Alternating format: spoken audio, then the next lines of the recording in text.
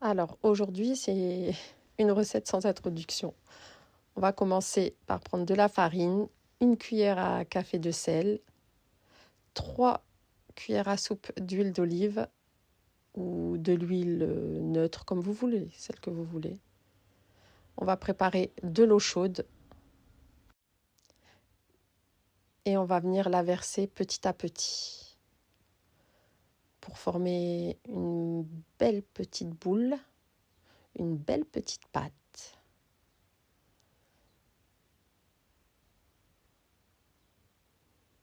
Légèrement collante, vraiment légèrement collante. Vous la travaillez comme ceci.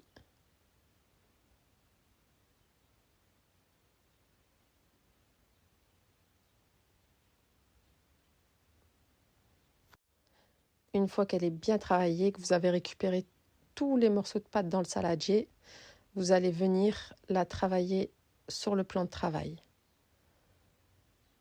comme ceci. Vous la travaillez une bonne petite dizaine de minutes.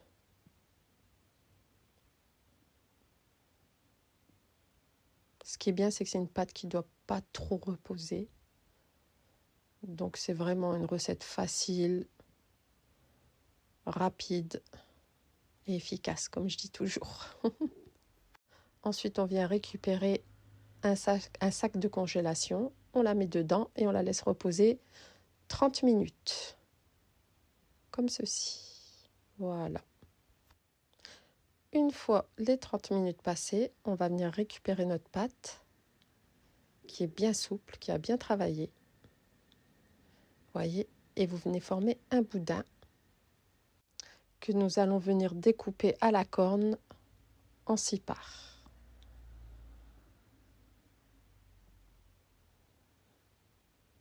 Vous procédez comme sur la vidéo et vous ajustez le poids des boules puisque des fois il y a des pâtons un peu plus petits, un peu plus gros. Donc quand vous avez un pâton un peu plus gros, vous prenez un petit morceau de pâte et vous le rajoutez dans le pâton un peu plus petit. On va prendre un plateau, on va mettre de la farine pour y disposer nos petites boules et les laisser reposer. Et c'est surtout pour qu'elles ne collent pas. Voilà. Et une fois nos boules prêtes, on va les laisser reposer 10 minutes, pas plus. Vous voyez ? Comme j'avais des pâtons un peu plus gros et un peu plus petits, j'ai ajusté pour avoir la même taille de boules. Donc voilà. Vous les boulez ainsi.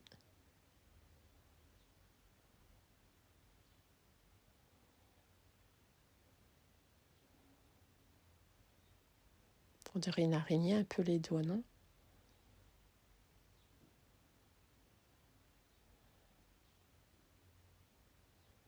Moi, j'ai l'impression que quand on fait ça, on dirait une araignée qui marche ou un crabe.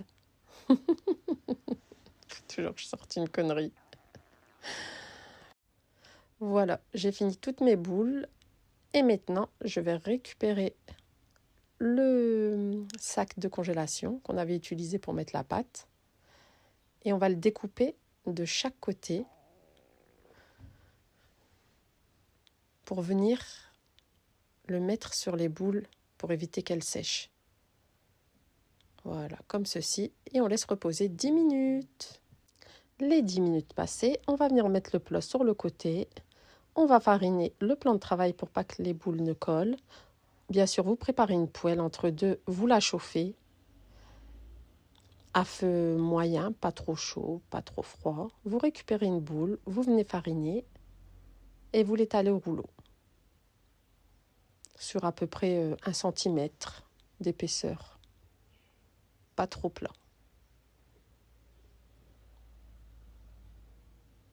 Voilà. Et vous procédez ainsi avec toutes les boules. Ensuite, dès que la poêle est chaude, vous récupérez votre pain pita et vous le mettez dans la poêle. Et vous attendez que des petites boules se forment.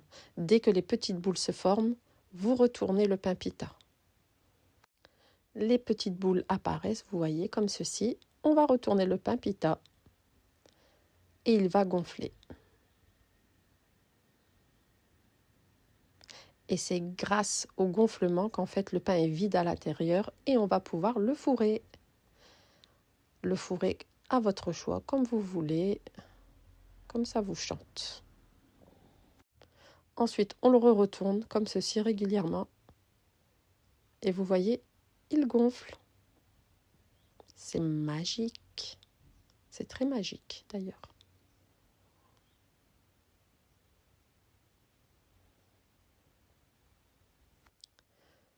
Je vais venir le retourner pour que vous puissiez voir comment il a gonflé. Vous voyez, il est bientôt prêt. Entre deux, je vous remonte le façonnage de nos pains pita. Voilà, vous faites comme ceci, vous formez des beaux petits ronds. Comme ça n'allait pas très vite à mon goût, j'ai pris la galettière. J'ai pu cuire 2 pains pita en même temps, ça allait plus vite. Et pareil, on attend que des petites boules se forment. J'ai accéléré la cadence de vidéo pour que vous voyez en direct les boules se former et le pain gonfler. Et une fois qu'il gonfle, hop, on le retourne, comme ceci.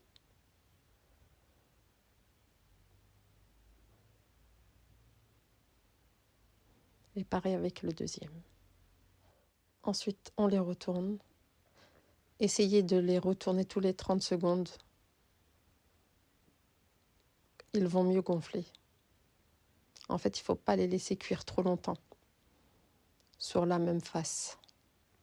Vous voyez, ils ont bien gonflé, ils sont beaux. Et voilà, on les retourne encore une fois.